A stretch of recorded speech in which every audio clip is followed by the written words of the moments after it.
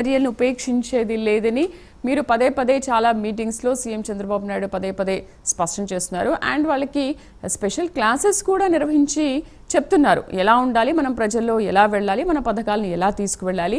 ప్రతిపక్ష పార్టీలు మనని ఆ విధంగా మాట్లాడినప్పుడు, అలాంటి విమర్శలు చేసినప్పుడు వాటిని ఎలా తిప్పికొట్టాలనే విషయాల మీద సీఎం చాలా మంచి మాటలు చెప్తుంటారు. వాటిని ఎలా తిప్పికొట్టాలనే విషయంలో చాలా కేర్ తీసుకున్నారు. అయినప్పటికీ కూడా ఎందుకో ఎమ్మెల్యే కడప మొన్న 15th ఆగస్టున ఆ వ్యవహార శైలి ఏంటి, ఎందుకు అలా జరిగింది?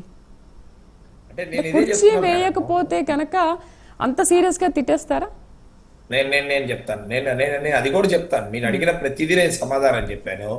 ప్రతి అంశాన్ని కూడా మనందరం వైసీపీ సోషల్ మీడియా చేసే ట్రిక్లో పడాల్సిన అవసరం వస్తూ ఉంది.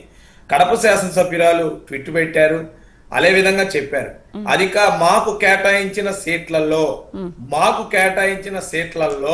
వేరే వాళ్ళు వచ్చి కూర్చున్నారు, వారిని ఇమీడియట్ గా చేసి మా కుర్చీ మాకు ఇవ్వండి అని చెప్పారు. అంతేగాని వేదిక మీద కుర్చీ వేయలేదని కాదు. వేదిక మీద ఉంది, ఎవరైతే గెస్టులు ఉన్నారో వాళ్ళే ఉన్నారు. దయచేసి మీరు పూర్తి వీడియో చూడండి. మాకంటూ స్టిక్కర్ వేసి కేటాయించిన కోర్టుల్లో మీరు వేరే వాళ్ళని ఎలా కూర్చోబెట్టారు అని అడిగారు అని అన్నారు. దాని మీద అవసరమైతే మీరు చెప్పండి. మీరు కలెక్టర్ గారి దగ్గర వివరణ తీసుకోండి, లేదా డిఆర్ఓ దగ్గర వివరణ తీసుకోండి, లేదా మా కేటాయించిన సీట్ల దగ్గర కేటాయించిన ఎంఆర్ఓ సిట్టింగ్ గ్యాలరీలో కూర్చోని కానివ్వండి. మా కేటాయించిన సీట్లలో, మా స్టిక్కర్లు వేసున్న సీట్లలో వేరే వాళ్ళని ఎలా కూర్చోబెడితే మేము ఎలా కూర్చోవాలి అదే ప్రశ్నించాం. ఒక స్థానిక ఎమ్మెల్యేగా, ప్రభుత్వ విప్పుగా మీరు మా సీట్లను ఉంచాల్సిన అవసరం ఉంది కదా అనే విషయమే మాట్లాడారావా? ఖచ్చితంగా మాట్లాడిన పద్ధతి తప్పై ఉండొచ్చు, కానీ మాట్లాడిన విషయం అయితే కరెక్టే.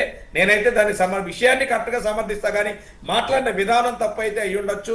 అలాంటి విధానాలు మార్చుకోమని చంద్రబాబు నాయుడు గారు అనేక మార్లు చెప్పారు. ఇవాళకి కూడా చెప్తానే ఉన్నారు. ఇందాక చెప్పినట్టు ఎమ్మెల్యేలతో, ఎమ్మెల్సీలతో క్లాసులు తీసుకున్నారు. రాబోయే రోజుల్లో కూడా నిర్దిష్టంగా చంద్రబాబు నాయుడు గారు స్వయంగా ఎమ్మెల్యేలతో ఒక ట్రైనింగ్ సెషన్ కూడా పెట్టబోతా ఉన్నారు. ఎక్కడెక్కడ పొరపాట్లు జరుగుతా ఉన్నాయి, కూటమి ఎమ్మెల్యేలు తప్పుడడుగు వేయకుండా ఎక్కడ గ్యాప్ వస్తా ఉంది, సోషల్ మీడియాలో వచ్చే వార్తను మనం ఎలా ఎప్పుడు రెస్పాండ్ అవ్వాలి, దేనికి ఎలా ముందుకెళ్ళాలి అనేది అన్నిటి మీద కూడా క్లారిటీ ఇవ్వబోతా ఉన్నాం. మీరు చూసినట్టయితే మేము విజయవాడ పశ్చిమ నియోజకవర్గంలో ఉంటాం. ఇక్కడ ఒక మాజీ మంత్రి ఉన్నాడు. అతను అప్పుడు మంత్రిగా ఉన్నప్పుడు ఎప్పుడు బురద అంటాడు, రాకేష్ దొంగ అంటాడు. రాకేష్ ఎలా దొంగ అంటే ఎలా దొంగ చెప్పడు.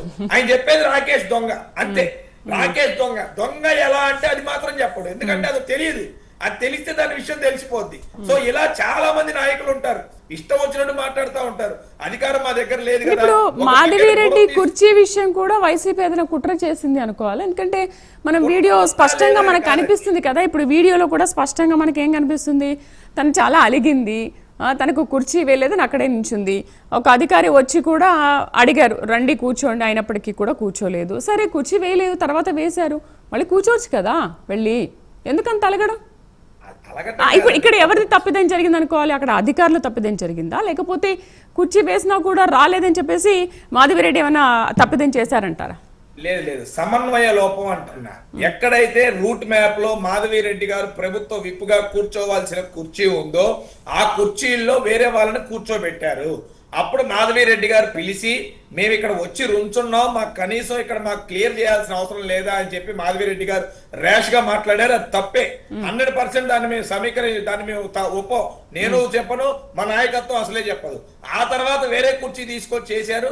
మాకు ఇక్కడ స్టిక్కర్ వేశారు కాబట్టి ఇక్కడే కూర్చోండి అని అడిగింది.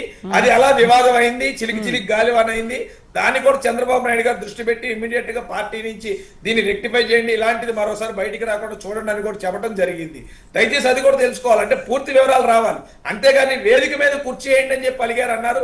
వేదిక మీద కాదు, మాధవిరెడ్డి ప్రభుత్వ విప్పని కుర్చీ మీద స్టిక్కర్ అతికిచ్చింది సోఫా మీద. ఆ ప్లేస్ లో వేరే వాళ్ళు కూర్చోన్నారు. దయచేసి అర్థం చేసుకోండి. అప్పుడు పిలిచి నేను వచ్చిన వాళ్ళు లేవట్లేదు, మీరు ఏం చేస్తున్నారని చెప్పని అడిగితే ఈమె లేచి దాని మీద ఇష్యూ మాట్లాడే విధానం తప్పు. ర్యాష్ గా మాట్లాడకూడదు. మేము కూడా దాన్ని ఖండించాం. దాని మీద పార్టీ కరెక్ట్గా దాని మీద ఇన్ఫర్మేషన్ పాస్ చేస్తుంది. ఇమీడియట్ గా వేరే కుర్చీ తీసుకొచ్చేసారు.